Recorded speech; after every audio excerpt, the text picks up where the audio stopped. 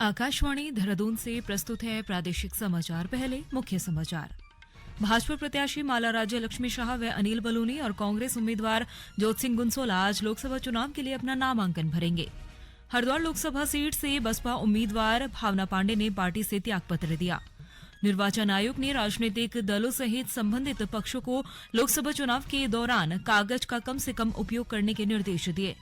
और कुमाऊं मंडल में आज रंग भरी खड़ी होली पूरे उल्लास के साथ मनाई जा रही है।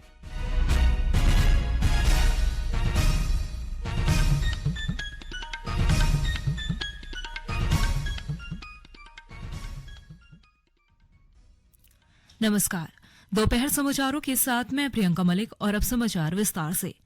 टिहरी से भाजपा प्रत्याशी माला राज्यलक्ष्मी शाह आज लोकसभा चुनाव के लिए अपना नामांकन भरेंगी। इससे पहले माला राज्यलक्ष्मी शाह ने देहरादून में रोड शो आयोजित किया, जिसमें बीजेपी नेता और मुख्यमंत्री पुष्कर सिंह धामी सहित भाजपा कार्यकर्ता उपस्थित रहे। उधर टिहरी लोकसभा सीट से कांग्रेस प्रत्याशी ज्योति सिंह गुंसोला भी आज नामांकन पत्र भरकर अपनी दावेदारी पेश करेंगे। वहीं आज दोपहर में गढ़वाल से भाजपा प्रत्याशी अनिल बलूनी भी चुनाव के लिए अपना नामांकन करेंगे। इससे पहले उन्होंने पौड़ी में अपने समर्थन में रोड शो आयोजित किया। वहीं कांग्रेस के लिए गढ़वाल सीट से उम्मीदवार गणेश गोदियाल कल अपना नामांकन भरेंगे।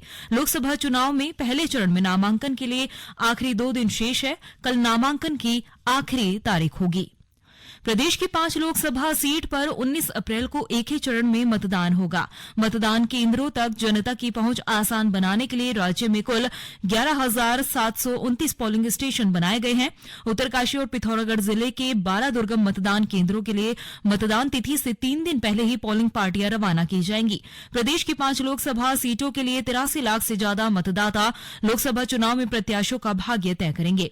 इस बार 1,45,000 युवा मतदाता भी पहली बार चुनाव में अपने मताधिकार का उपयोग करेंगे। वहीं अब तक सभी 5 लोकसभा सीटों से चुनाव में भागीदारी करने के लिए विभिन्न पार्टियों सहित 19 निर्दलीय उम्मीदवार अपनी दावेदारी पेश कर रहे हैं।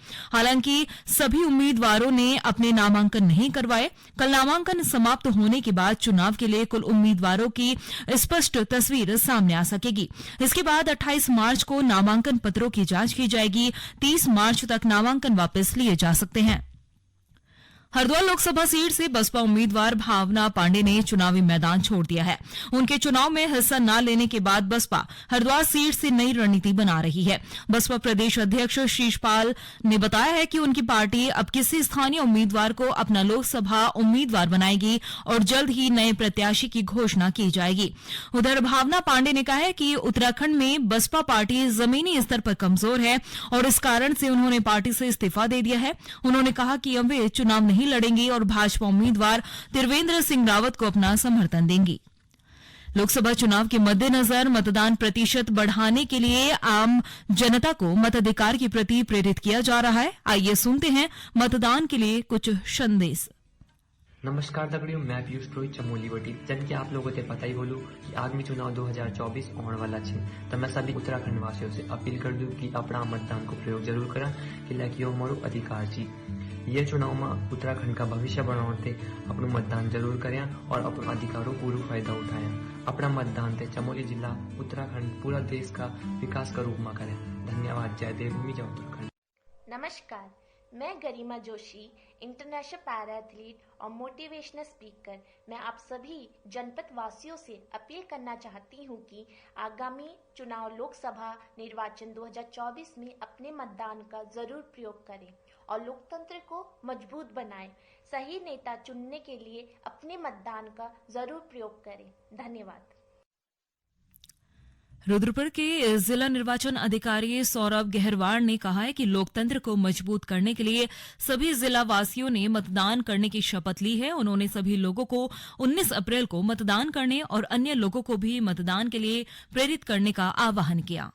समाचार आकाशवाणी के देहरादून केंद्र से प्रसारित किए जा रहे हैं। ताजा समाचार के लिए आप हमारे फेसबुक पेज आकाशवाणी समाचार उत्तराखंड और ट्विटर हैंडल @AIRnews_DDN को फॉलो कर सकते हैं। ये समाचार यूट्यूब चैनल आकाशवाणी समाचार उत्तराखंड को सब्सक्राइब कर सुने जा सकते हैं। साथ ही ये समाचार आकाशवाणी की वेबसाइट www न्यूज ऑन AIR.gov.in/उत्तराखंड पर भी उपलब्ध हैं।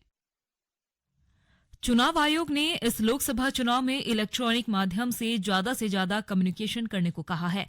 पर्यावरण अनुकूल चुनावों के लिए चुनाव कार्य में लगे कर्मचारियों के साथ साथ राजनीतिक दलों को भी एकल उपयोग वाले प्लास्टिक से पूरी तरह से बचने के निर्देश दिए हैं। साथ ही इस बात के भी आदेश दिए हैं कि चुनाव के दौरान कचरे के संग्रह की समुचित व्यवस्था की जाए। हर प्रकार के कचरे से निपटने की सुविधा भी करने को कहा गया है। सार्वजनिक परिवहन का अधिकतम उपयोग के अलावा चुनाव आयोग ने पर्यावरण अनुकूल वाहनों को बढ़ावा देने और कारपूलिंग को प्रोत्साहित करने का भी आदेश जारी किया गया है। इसके अलावा चुनाव के दौरान कर्मचारी और मतदाताओं द्वारा तय किए जाने वाली दूरी को कम करने पर बल दिया गया। राजनीतिक दलों से कहा गया है कि चुनाव प्रचार के कार्यक्रमों में नवीकरणीय ऊर्जा को प्रोत्साहित करें।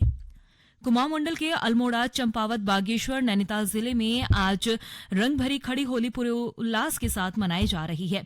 जगह जगह खड़ी होली पर रंग उत्सव आयोजित किए जा रहे हैं। ढोल झांझर की थाप पर कदम से कदम मिलाकर लोग नृत्य करने के साथ ही होली के गीत गा रहे हैं। गांव गांव होलियार दल पारंपरिक वेशभूषा में खड़ी होली का गायन कर रहे हैं।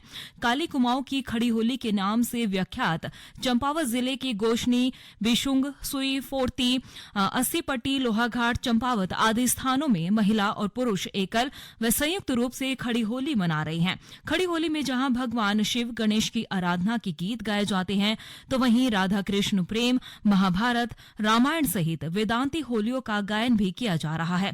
कुमाऊं की इस होली को छलडी होली भी कहा जाता है। मुख्य सचिव राधा रतूड़ी ने जेल में बंद कैदियों की रिहाई को लेकर न्यायालय के निर्देश और जेल मैनुअल में निर्धारित प्रक्रिया का पालन करने को कहा है। आज मुख्य सचिव राधा रतूड़ी की अध्यक्षता में न्याय विभाग और गृह विभाग के अधिकारियों की समिति ने जेल से कैदियों की समय से पूर्व रिहाई पर विचार करने को कहा गया।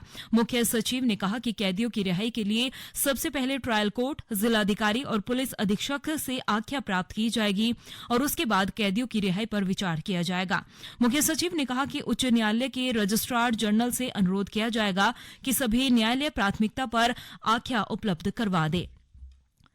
एशिया प्रशांत आर्थिक सहयोग जलवायु केंद्र के पूर्व अनुमान के अनुसार जुलाई से सितंबर तक मानसून चरम पर होगा, तब भारत में औसत से अधिक वर्षा होने की संभावना जताई गई है। इसमें अप्रैल से जून और जुलाई से सितंबर के लिए 2 अलग-अलग आंकलन किए गए हैं। इस बीच प्रदेश में आज मौसम आमतौर पर साफ बना हुआ है। हालांकि मौसम विभाग ने गुरुवार से शनिवार तक प्रदेश के विभिन्न हिस्सों में हल्की बारिश और कहीं-कहीं तेज बौछारें पड़ने का भी अनुमान जताया है। आज चिपको आंदोलन की 51वीं वर्षगांठ है। 1970 के दशक में वनों की कटाई को रोकने के लिए चमोली जिले से शुरू हुआ ये आंदोलन अहिंसक और प्रभावी आंदोलन में से एक था। इस आंदोलन को देश भर में मशहूर करने वाली घटना 26 मार्च 1974 को चमोली के रैणी गांव से हुई, जब गौरा देवी के नेतृत्व में 27 महिलाएं पेड़ों को कटाई से बचाने के लिए उनसे चिपक गई थी। इस आंदोलन का मकसद व्यवसाय के लिए हो रही वनों की कटाई को रोकना था। चमोली से शुरू हुआ ये आंदोलन एक दशक के भीतर पूरे उत्तराखंड में फैल गया था। मुख्यमंत्री पुष्कर सिंह धामी ने चिपको आंदोलन की वर्षगांठ पर वनों के संरक्षण और संवर्धन के प्रति लोगों को जागरूक करते हुए महान आंदोलनकारियों के प्रति अपनी कृतज्ञता व्यक्त करने का भी आह्वान किया है। और अंत में मुख्य समाचार एक बार फिर।